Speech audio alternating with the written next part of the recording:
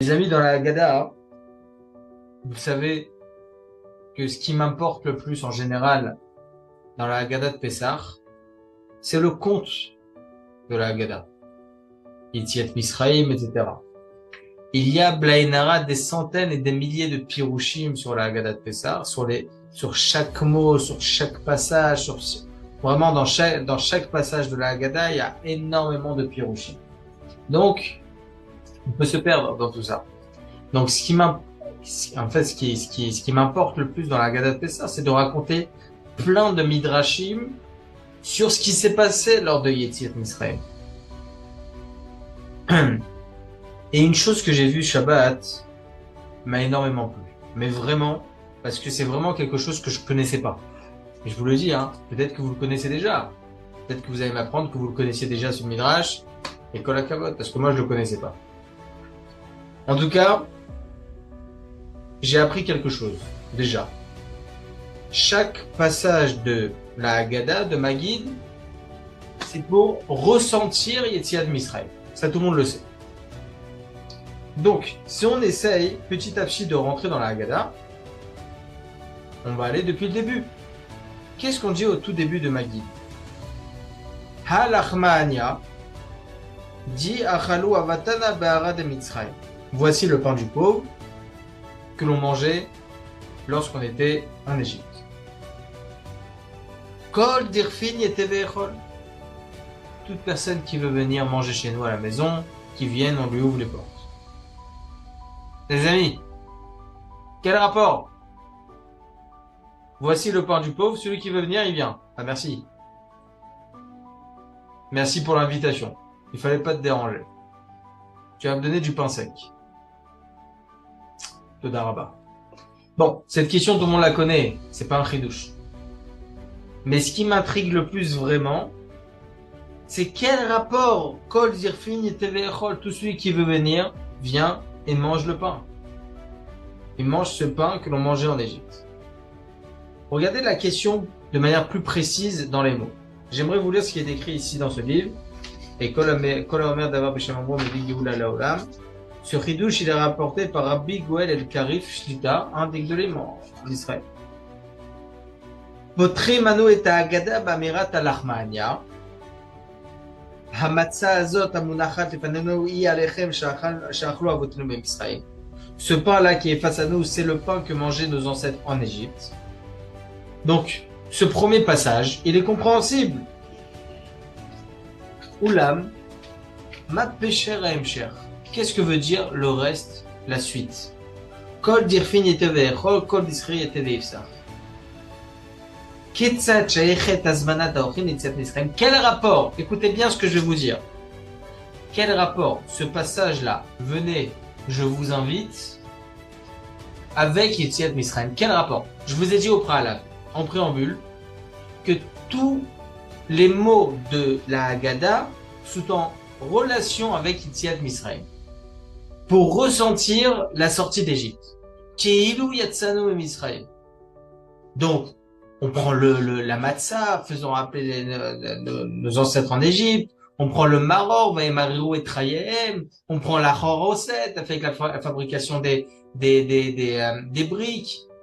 L'eau salée pour faire rappeler les larmes. Donc, tout est en liaison avec Yetziat Misraïm. Tout notre engagement lors de la Haggadah, c'est ressentir Yetziat Misraïm.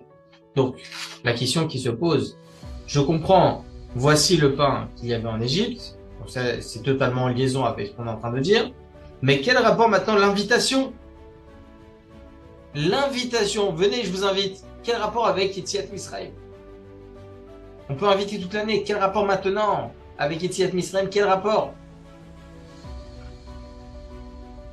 Écoutez bien ce que dit le Admour Migour, le Imre Emetz. Écoutez bien. Je ne vais pas arrêter de vous dire écoutez bien parce que c'est incroyable ce que j'ai vu ici. Incroyable. Geulat Misraël Kula Itrila Mirpatiut ou Mechesed.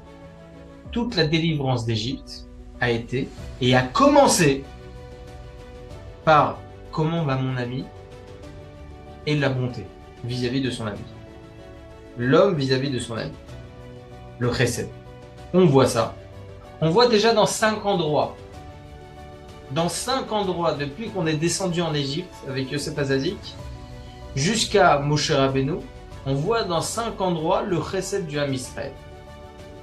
Mais ces 5 endroits, c'est pas les seuls. Parce qu'après, on aura un chidouche de fou, les amis. Premièrement, Yosef Hatzadik, il se retrouve dans un cachot en Égypte. Donc c'est le début de l'exil.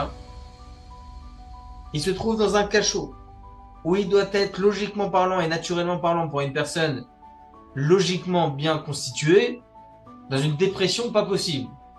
À l'âge de 17 ans, seul, vendu par ses frères soi-disant tzadikim, ok, selon lui, il est vendu par ses frères en Égypte à 17 ans, dans le pays le pire au monde, dans un cachot. Après avoir fait une mitzvah incroyable de cette sortie des griffes de la femme de Potiphar. Extraordinaire. Et qu'est-ce qu'il fait Yosef? Il voit 2 personnes en train de se chamailler. Le Sarah Mashkin et le Sarah Ophim. Les 2 ils sont en train de se dire, attends, j'ai rêvé de ça, mais qu'est-ce que ça veut dire? Qu'est-ce qu'il fait Yosef? Il est mitanien, il leur dit, qu'est-ce que vous avez? Comment je peux vous aider? Yosef Hatzadik, il va pour aider 2 personnes, 2 ministres du roi. Incroyable. Premier chesed, Yosef Hatzadik. Deuxième chesed, Yosef, il est promu second du roi. Et là, grâce à sa sagesse et à sa force, il sauve non seulement l'Égypte, mais le monde entier d'une famine certaine. Shuv chesed. Voilà encore une fois, le point, c'est le chesed de Yosef Hatzadik. Troisième, Paro, il va décréter un décret qui est Hashem Ishmor, le pire moment de la Galout Misraïm, Kol Aben Ayilot Ashlichuhu. Chaque nouveau-né, vous allez le jeter dans le Nil. Amram se lève, le Tzadik adore, le Gadol adore, et il dit à sa femme, on divorce. Le Ham Israël fait de même, divorce. Myriam Hanevia vient et s'interpose à son père Amram. Et il dit, papa, Paro, il a tué que les garçons, toi tu tues aussi les filles. Amram déclic. Il se remarie avec Yocheved et le Ham Israël se remarie. Chesed incroyable. Pourquoi? Parce que c'est une Messirut Nefesh de fou. Ils ont un doute, 50% c'est un garçon qui va naître.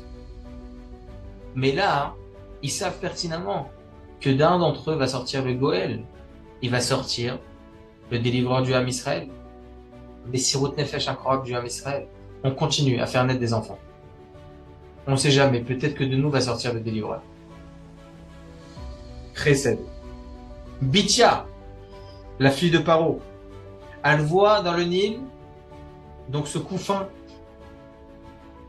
elle tend le bras, elle sait pertinemment qu'elle va pas y arriver, mais elle veut tellement aider et sauver ce petit garçon, ce petit bébé qui a dans ce berceau. Encore une fois, Chesed. Cette femme va sauver le Moshiach, va sauver le délivreur du Ham Israël, va se convertir et va se marier avec Caleb Ben Yefuneh. Chesed incroyable qu'elle a fait au Ham Israël, elle a sauvé celui qui va délivrer le peuple juif. 5e endroit, Yocheved, la mère de Moshe Rabbeinu, pardon. Elle pose ce petit berceau là dans le Nil, et là Myriam de loin, elle aperçoit, elle essaie de voir comment va aller son frère. C'est elle qui va faire en sorte que son petit frère, elle sait pertinemment que c'est lui, celui qui va délivrer le Ham Israël, c'est lui qui va recevoir d'Akadosh Baruch Hu la Torah. Et donc elle ne peut pas se permettre que ce bébé là puisse s'impurifier avec le lait d'une égyptienne. Elle va tout faire en sorte que ça va être sa mère, donc une femme juive, qui va l'allaiter. Encore une fois, Chesed. Chesed de Myriam, Chesed de Bithia, Chesed du Ham Israël lui-même en se mariant et en se remariant plutôt, Chesed de Yosef Hatzadik. Donc, on voit dans toutes ces histoires un chesed incroyable du Ham Israël, c'est magnifique. Mais c'est pas terminé, les amis. Raïti tosefet nifla'a besefer la'ir leorot ou le'askil. Il dit comme ça, le Rav El Karif.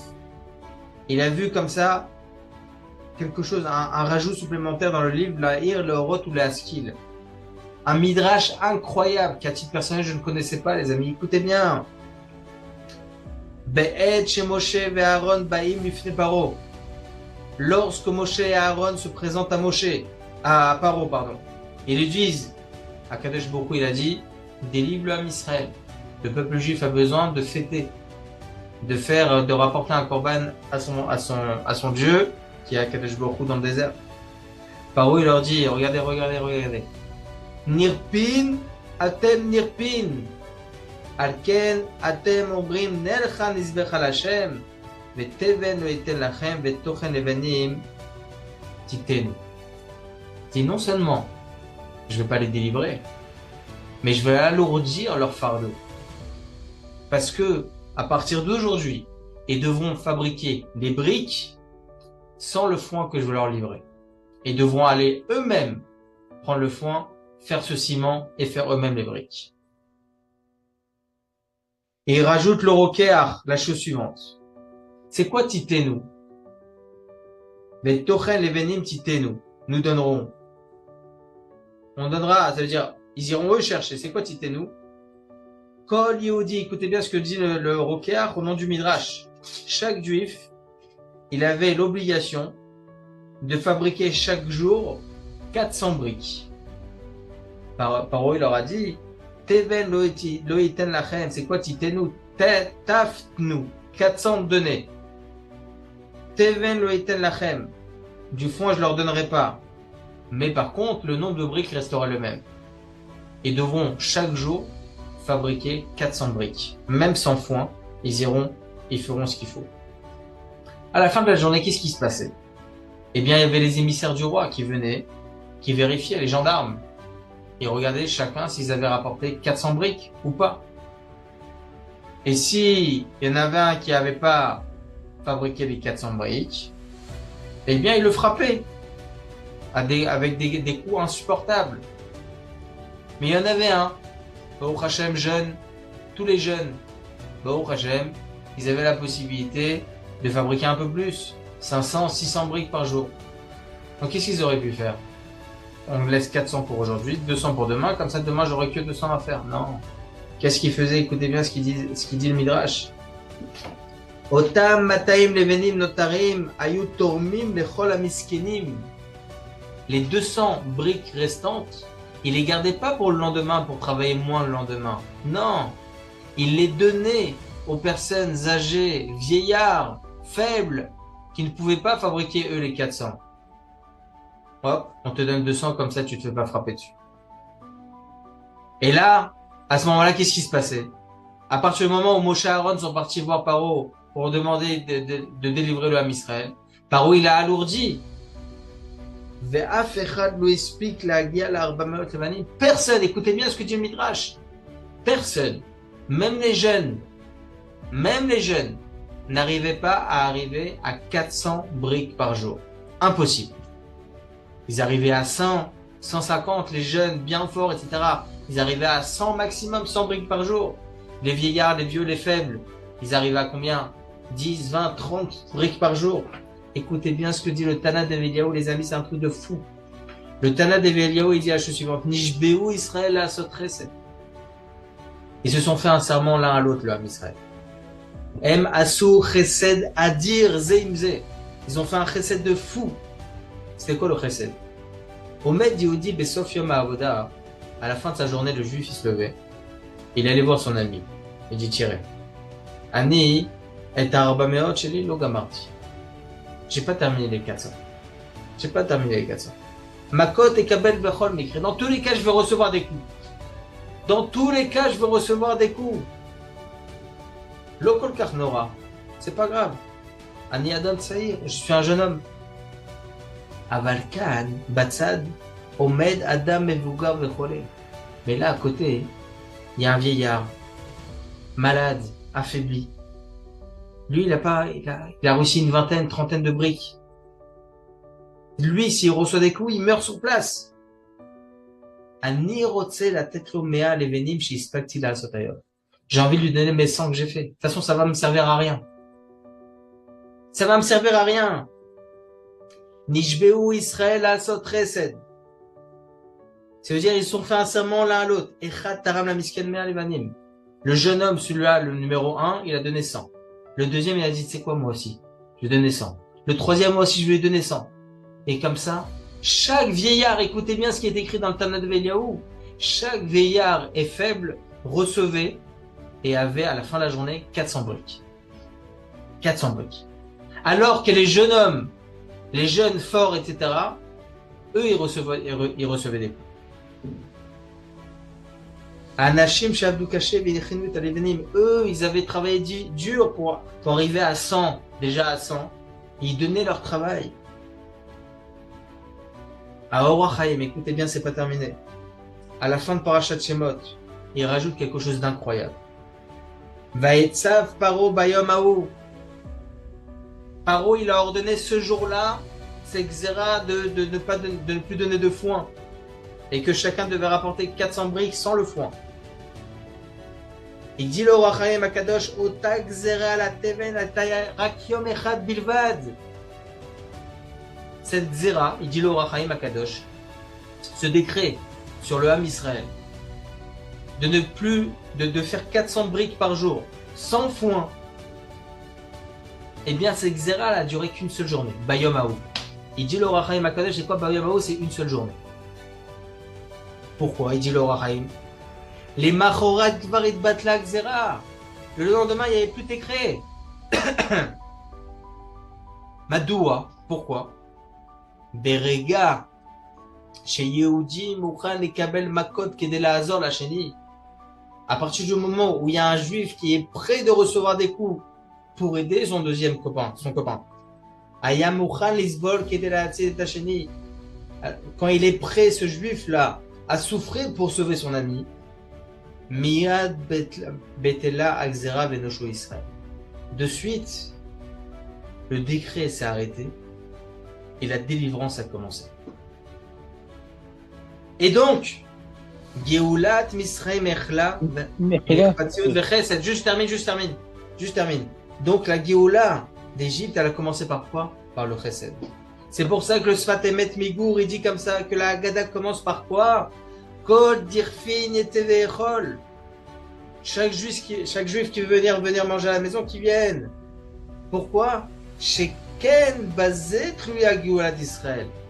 Parce que c'est grâce au Chesed qu'il y a la Géoula du Ham Israël. Bisruta nosha'anu. Par ce mérite, nous avons pu être délivrés de Paro. Et par ce mérite, nous pourrons être délivrés dans la prochaine délivrance.